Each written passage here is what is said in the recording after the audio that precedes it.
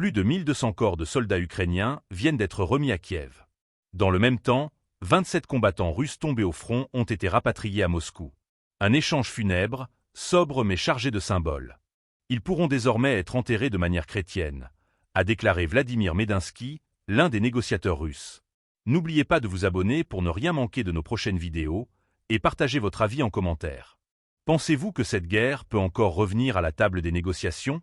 Ce transfert s'inscrit dans un processus plus vaste, amorcé en secret à Istanbul le 2 juin dernier.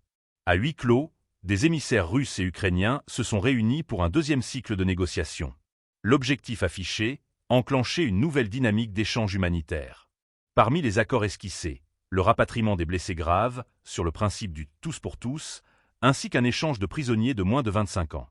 Au total, au moins 1000 personnes pourraient être concernées. Mais sur le terrain, les promesses diplomatiques se heurtent à la dure réalité. Moscou affirme avoir identifié plus de 6000 soldats ukrainiens tombés au combat et se dit prête à les rendre à Kiev. Une première tentative a eu lieu début juin, à la frontière dite NAT. Les corps, empaquetés, alignés, attendaient d'être pris en charge.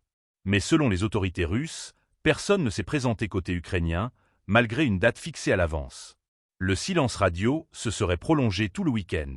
Résultat, le transfert n'a pas eu lieu. Ce blocage interroge. Car au-delà de la guerre des armes, une autre bataille se joue, celle de la mémoire, du respect dû aux morts et de la propagande. Pour la Russie, rendre ses corps à l'Ukraine, c'est marquer une forme de supériorité morale. Pour Kiev, accepter ses dépouilles, c'est reconnaître la lourdeur des pertes humaines dans un conflit qui ne faiblit pas. La gestion des corps devient ainsi un instrument stratégique, une extension du champ de bataille. Sur le volet humanitaire, Moscou tente de reprendre l'initiative. La Russie affirme qu'elle poursuivra ses efforts pour organiser d'autres rapatriements de cadavres dans les prochains jours. Elle insiste également sur le démarrage imminent d'un échange de prisonniers gravement blessés.